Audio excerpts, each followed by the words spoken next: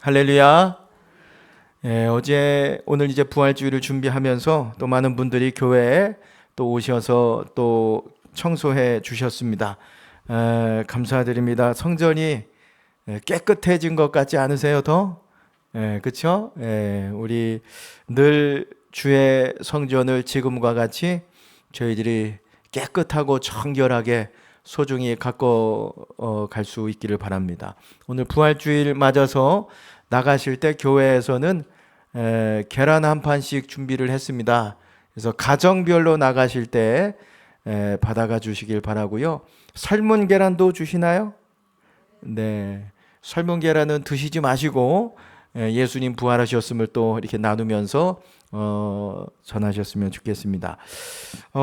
우리나라 사람들은 죽음에 관해서 말하는 것을 좀 꺼려 합니다. 그래서 누군가 세상을 떠났어도 죽었다고 하지 않습니다. 뭐라 그러나요? 돌아가셨다, 뭐 소천하셨다, 이렇게 우리가 얘기하죠. 미국 사람들도 마찬가지라고 그럽니다. 누군가 이렇게 죽으면 pass away라고 그럽니다. 지나갔다라고 하는 뜻이죠. 그러니까 뭐 die나 death, 이게 이제 분명히 죽음이라고 하는 단어가 있는데 사용하지 않습니다. 이렇듯 사람들은 죽음이라고 하는 말을 좀 꺼려합니다. 근데 예수님께서는 이 죽음이라는 단어 쓰시는 것을 꺼려하지 않으셨습니다. 예수님께서 예루살렘에 올라가시면서 제자들에게 내가 이제 예루살렘에 올라가면 대제사장들과 서기관들에게 고난을 받고 죽을 것이다, 이렇게 죽음에 대해서 이야기하시는 것을 꺼려하지 않으셨어요. 우리 나사로가 또 죽었을 때도 나사로가 죽었다, 그렇게 이야기하셨습니다. 왜 그러셨을까요? 예수님에게는 죽음으로 끝나는 것이 아니라 그 죽음 너머에 부활이 기다리고 있기 때문에 그렇습니다. 자, 그러나 여러분, 우리가 가장 믿기 어려운 것 중에 하나가 무엇입니까? 그게 부활입니다. 부활을 믿는 거죠. 오늘 저희가 부활절 예배로 드리고 있는데 히브리서 말씀에는 믿음 없이는 하나님을 기쁘시게 할 수 없다고 그러잖아요. 예배 드릴 때 믿음이 필요한데, 여러분 오늘 부활절 축하 예배로 저희들이 드리고 있는데 과연 여러분들은 부활을 믿으십니까? 아멘. 어떤 청년이 목사님에게 찾아와 가지고, 목사님, 예수님께서 제 죄를 위해서 십자가에 돌아가셨다고 하는 것은 제가 그거는 믿어지는데 예수님이 부활하셨다고 하는 것은 이건 도대체 믿어지지 않습니다, 이렇게 찾아와서 질문을 한 거죠.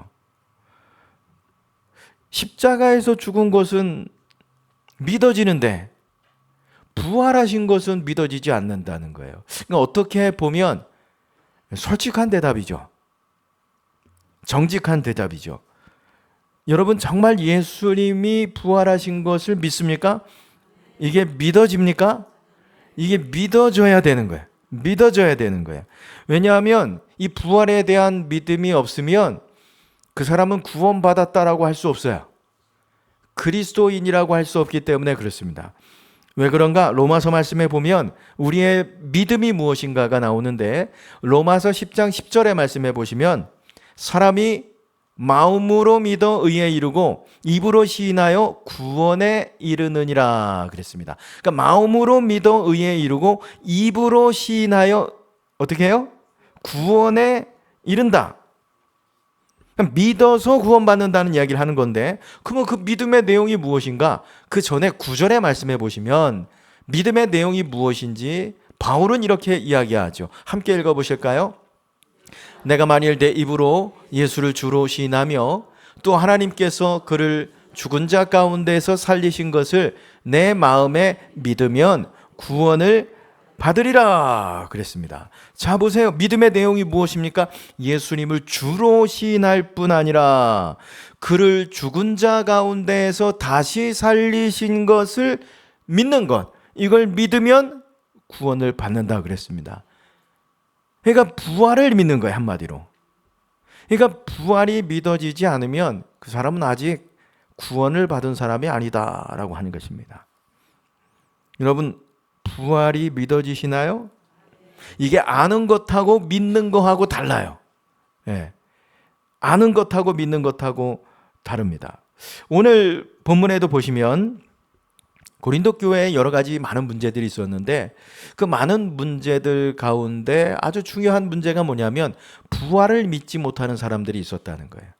고린도전서 15장 12절에 말씀해 보시면 그리스도께서 죽은 자 가운데서 다시 살아나셨다 전파되거늘 너희 중에 어떤 사람들은 어찌하여 죽은 자 가운데서 부활이 없다 하느냐. 바울이 지금 이제 편지를 써서 보내는 것이거든요. 고린도 교회에 부활을 믿지 못하는 사람들이 있었다. 사실 이제 고린도 교회뿐만 아닐 것입니다. 우리 성도님들 가운데에도 이 부활이 안 믿어지는 분이 계실 거예요. 그럼 왜 안 믿어질까요? 어떻게 해야 우리가 부활 신앙을 소유할 수 있습니까? 오늘 짧은 시간이지만 말씀을 나눌 때 여러분들 안에 부활이 예수님의 부활이 믿어지시기 바랍니다. 오늘 함께 나눈 고린도전서 15장 이 말씀은 부활장이라고 합니다. 그래서 히브리서 11장은 믿음장이고 우리가 얼마 전 살펴봤던 고린도전서 13장은 사랑장이라고 합니다. 그러니까 오늘 고린도전서 15장은 부활장인데 1절부터 58절 말씀까지 부활에 관해서만 쭉 기록하고 있어요. 그래서 오늘 부활절 아닙니까? 오늘 같은 날 집에 가셔서 한번 고린도전서 15장을 1절부터 58절까지 한번 읽어보셨으면 좋겠습니다. 근데 오늘 15장 말씀을 잘 보시면 거의 맨 마지막에 가서 사도 바울이 뭐라고 기록하고 있냐면 51절, 52절의 말씀해 보시면 보라 내가 너희에게 비밀을 말하노니 우리가 다 잠잘 것이 아니요 마지막에 나팔에 순식간에 홀연히 다 변화되리니 나팔 소리가 나매 죽은 자들이 썩지 아니할 것으로 다시 살아나고 우리도 변화되리라 그랬습니다.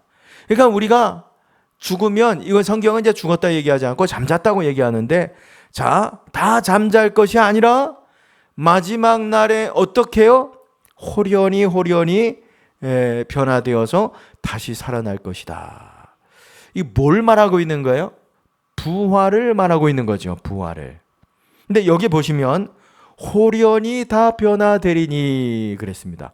홀연히 이게 어떤 말이에요? 홀연히 알지 못하는 사이에 변화될 것이다. 홀연히 여러분 그래서 부활이 신비라는 것입니다. 그러니까 왜 우리가 부활이 믿어지지 않는가? 신비로운 일이기 때문에 신비한 현상이기 때문에 그거 어떻게 설명할 수가 없어요. 이 단어가 바로 홀연인데 그러니까 이게 다르게 말씀을 드리면 부활이 믿어지는 것이 이게 부활이 안 믿어지는 게 정상이라는 거예요. 이상한 것이 아니다. 성경을 보면 고린도 교회 성도들만 부활을 믿지 않는 게 아닙니다. 예수님의 제자도 부활을 믿지 못했어요. 예수님께서 십자가를 지시기 위해서 예루살렘 가던 그 길에 몇 번이고 예수님 내가 죽었다가 다시 살 것이다 이렇게 말씀하지 않으셨어요? 근데 이 제자들은 예수님이 무슨 말씀하는지 알아듣지 못했어요. 여러분 알아들어야 그걸 믿을 수 있죠. 그러니까 예수님이 지금 이 말씀하시는데 그 질문하는 제자들도 없었고 알아듣지 못하니까 믿을 수 없었던 것이죠. 그래서 부활을 목격한 여인들이 부활절 새벽에 오늘 새벽에도 저희가 말씀을 살펴봤습니다만 예수님의 그 빈 무덤과 또 천사들의 그 소식을 전해 듣고서 사도들에게 뛰어가지 않습니까? 뛰어가서 예수님 부활하셨다고 그러니까 제자들이 어떻게 반응합니까? 누가복음 24장 11절에 말씀해 보시면 사도들은 그들의 말이 허탄한 듯이 들려 믿지 아니하나 그랬습니다. 예수님 돌아가셨는데 살아났다고 그러니까 허탄한 듯 여겼다. 이게 무슨 말도 안 되는 얘기를 지금 하고 있냐고. 표준세 번역으로 보면 이렇게 번역이 되어 있어요. 그러나 사도들에게는 이 말이 어처구니 없는 말로 들렸으므로 그들은 여자의 말을 믿지 않았다 그랬습니다. 어처구니 없는 말로 들었다. 예. 아마도 지금 이 여인들이 예수님을 너무 사모하다 보니까 무덤에 갔다가 지금 헛것을 봤다. 말도 안 되는 소리 하고 있다. 어떻게 사람이 죽었다 다시 살 수 있냐? 예, 오늘 제자들의 반응이 이랬습니다. 예수님 그래서 그날 저녁에 부활절 저녁에 찾아오시죠. 제자들을 만나 주셨습니다. 평강이 있으라 그러면서. 근데 그 자리에 도마가 없었어요. 도마가 이제 그 다음날 제자들이 우리가 예수님 만났다고 그러니까 도마가 뭐라고 그럽니까? 여러분 잘 아시죠? 내가 예수님의 못자국 난 손을 만져보고 그 찔린 옆에 창자국에 내 손을 넣어보지 않고는 내가 믿지 않겠다. 근데 여러분 예수님께서 이런 도마를 불쌍히 여기셔서 또 찾아오셨죠. 그리고 뭐라고 말씀하셨습니까? 도마야, 여기 내 못자국 난 손 이거 보거라. 여기 내 옆구리에 창자국 난 거 이거 보이지? 손 한번 넣어봐라. 그러면서 아주 유명한 말씀을 남기시죠. 요한복음 20장 29절의 말씀에 보면 예수께서 이르시되 너는 나를 본고로 믿느냐? 보지 못하고 믿는 자는 복되다 하시니라 그랬습니다. 누가 복된 사람이라는 거예요? 보지 않고 믿는 사람이 복되다. 아멘이죠? 근데 여러분 이 부활은 신비로운 현상이다 보니까 이게 믿어지지 않습니다. 그러면 우리가 어떻게 부활의 신앙을 소유할 수 있겠습니까? 이 부활을 믿을 수 있겠습니까? 이게 중요합니다. 첫 번째, 여러분 우리는 성경을 통해서 이 성경 말씀을 통해서 예수님의 부활을 믿을 수 있습니다. 그러니까 예수님의 부활은 어쩌다 일어난 사건이 아니라고 하는 것입니다. 성경대로 이루어진 사건이죠. 오늘 고린도전서 15장 3절에서 4절 말씀에 보면 내가 받은 것을 먼저 너희에게 전하였노니 이는 성경대로 그리스도께서 우리 죄를 위하여 죽으시고 장사 지낸 바 되셨다가 성경대로 사흘 만에 다시 살아나사 그랬습니다. 무엇대로요? 성경대로. 성경대로 예수님 죽으시고 성경대로 사흘 만에 다시 살아나셨다. 그러니까 부활이라고 하는 것이 어쩌다 일어난 해프닝이 아니다라고 하는 것입니다. 성경 말씀, 하나님의 말씀의 성취다. 그러니까 여러분 죽으심도 성경대로라고 오늘 이야기하고 있는데 여러분 죽으심도 예수님 이 세상에 와보니까 사람들이 너무 불쌍해. 안 되겠어. 내가 좀 저 백성들 위해서 십자가를 지고 내가 죽어야 되겠다. 그래서 죽은 게 아니라고 하는 것입니다. 성경대로 죽으셨다. 그리스도의 죽으심에 대해서 구약의 많은 말씀들이 예언을 하고 있는데 가장 대표적인 말씀이 이사야서 53장 말씀인데 53장 5절에 보면 그가 찔림은 우리의 허물 때문이요 그가 상함은 우리의 죄악 때문이라 그가 징계를 받음으로 우리는 평화를 누리고 그가 채찍에 맞음으로 우리가 나음을 받았도다 그랬습니다. 그러니까 예수님 오시기 전 700년 전에 이미 이사야 선지자가 예수님의 죽으심에 대해서 예언하고 있다는 것입니다. 또 부활도 그래요. 부활도 보면 성경의 여러 방편으로 예수님의 부활에 대해서 예표해 놓으셨어요. 유대인들의 명절 가운데 초실절이 있습니다.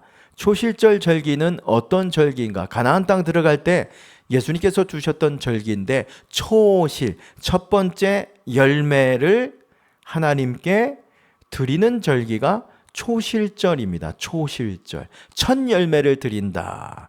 초실절. 근데 여러분 여기서 첫 열매가 상징하는 것이 있죠? 그렇죠? 뭘 상징합니까? 첫 열매, 죽음을 이기시고 부활의 첫 열매 되신 예수 그리스도를 상징하는 것입니다. 그래서 고린도전서 15장 23절 말씀에 보시면 그러나 각각 자기 차례대로 되리니 먼저는 첫 열매인 그리스도요 다음에는 그가 강림하실 때에 그리스도에게 속한 자요 그랬습니다. 첫 열매, 초실. 그러니까 첫 열매는 그리스도요. 다음은 강림하실 때 그리스도에게 속한 자들, 우리들이라고 하는 것입니다. 이런 예표가 또 있어요.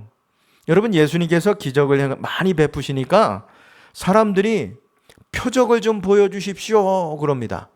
그때 예수님께서 뭐라고 말씀하시냐면 내가 너희에게 보일 표적은 요나의 표적밖에 없다 그럽니다.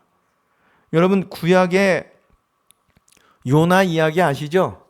요나의 표적이 무엇입니까? 요나가 바다에 던져졌습니다. 물고기가 요나를 삼켜버렸어요.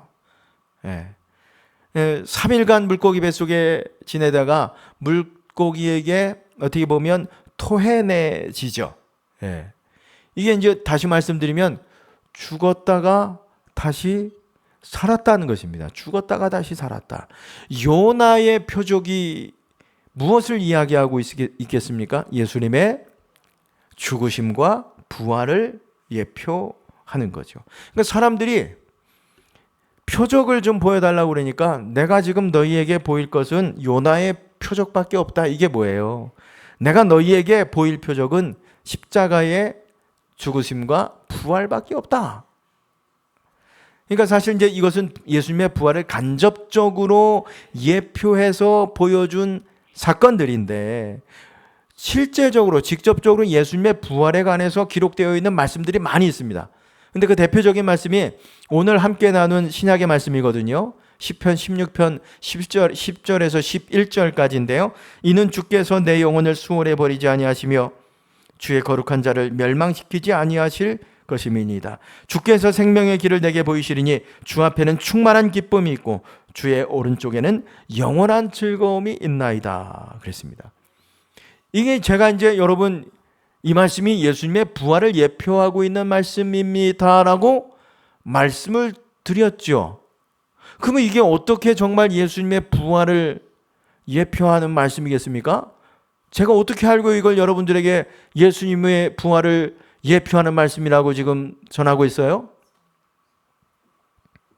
이게 베드로가 오순절 그 다락방에서 성령 충만 받고 이제 유대인들에게 설교하지 않습니까? 그때 이제 3,000명, 5,000명씩 돌아왔다고 제가 새벽에도 좀 말씀을 드렸습니다만 베드로가 설교할 때 예수님의 부활에 대해서 유대인들에게 설교하니까 말씀을 인용했는데 그 인용된 말씀이 바로 시편 16편 10절에서 11절까지 말씀입니다. 사도행전 2장 22절에서 24절의 말씀해 보시면 이스라엘 사람들아 이 말을 들으라. 너희도 아는 바와 같이 하나님께서 나사렛 예수로 큰 권능과 기사와 표적을 너희 가운데 베푸사 너희 앞에서 그를 증언케 하셨느니라. 그가 하나님의 정하신 뜻과 미리 하신 대로 내어준 바 되었거늘 너희가 법 없는 자들의 손을 빌려 못 박아 죽였으나 하나님께서 그를 사망의 고통에서 풀어 살리셨으니 이는 그가 사망에 매여 있을 수 없음이라 그럽니다. 지금 이제 베드로가 성령 충만해가지고 유대인들 다 모인 곳에서 예수 그리스도께서 오신 것은 하나님의 정하신 뜻 가운데 오신 것이다. 너희가 법 없는 자들의 손을 빌려서 예수를 죽였으나 그러나 그가 사망에 다시 매여 있을 수 없는 분이시다. 그러면서 이제 인용을 하는데 오늘 사도행전 2장 27절 28절입니다. 시편 16편의 말씀이죠. 이는 내 영혼을 음부에 버리지 아니하시며 주의 거룩한 자로 썩음을 당하지 않게 하실 것이미로다. 주께서 생명의 길을 내게 보이셨으니 주 앞에서 내게 기쁨이 충만하게 하시리로다 했으므로 지금 이제 이 말을 들어서 예수님의 이제 부활이 이루어졌음을 지금 베드로가 오늘 인용하고 있는 것인데 31절 32절에서 그래서 이렇게 말씀하는 거예요. 미리 본고로 그리스도의 부활을 말하되 지금 이제 시편 16편 말씀이 부활을 말하는 거예요. 그가 음부에 버림이 되지 않고 그의 육신이 썩음을 당하지 아니하시리라 하더니 이 예수를 하나님이 살리신지라 우리가 다 이래 증인이라. 16편 말씀을 지금 인용하면서 너희가 다 알고 듣고 배운 그 시편 16편의 말씀, 그 말씀이 뭔 말씀인지 아냐?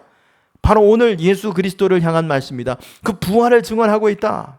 그러니까 지금 베드로가 설교하면서 무슨 얘기하고 있는 것입니까? 예수님의 부활은 어쩌다 이런 사건이 아니라고 하는 것입니다. 그것은 이미 구약 성경에 예언이 되어 있다. 그 예언의 말씀이 지금 그대로 이루어져서 너희가 죽인 그 예수가 살아났다. 우리가 바로 증인이다. 사랑하는 여러분, 우리가 어떻게 예수님의 부활을 믿을 수 있습니까? 말씀을 통해서죠. 말씀을 통해서. 사실 예수님 부활하시고 부활을 목격했던 사람들은 다 지금 어떻게 해요? 죽었잖아요. 그 사람들이 우리가 예수님 봤다고 구전을 통해서 우리가 믿음을 가질 수 있을까요? 그 부활이 그렇게 전승되어 왔다고 한다면 우리는 부활을 믿을 수 없을 것 같아요. 근데 성경이 부활을 예언했기 때문에 그 성경의 죽으심과 부활에 대해서 성경이 기록하고 있기 때문에 우리가 그것을 믿는 것입니다. 여러분, 우리의 신앙은 체험이 아닙니다. 경험이 아닙니다. 이해가 아닙니다. 말씀 위에 세워져야 하는 줄 믿으시기 바랍니다.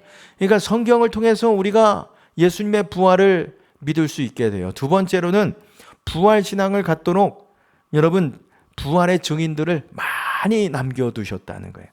우리 5절에서 6절의 말씀해 보시면 게바에게 보이시고 후에 12 제자에게와 그 후에 500여 형제에게 일시에 보이셨나니 그 중에 지금은 대다수는 살아있고 어떤 사람은 잠들었으며.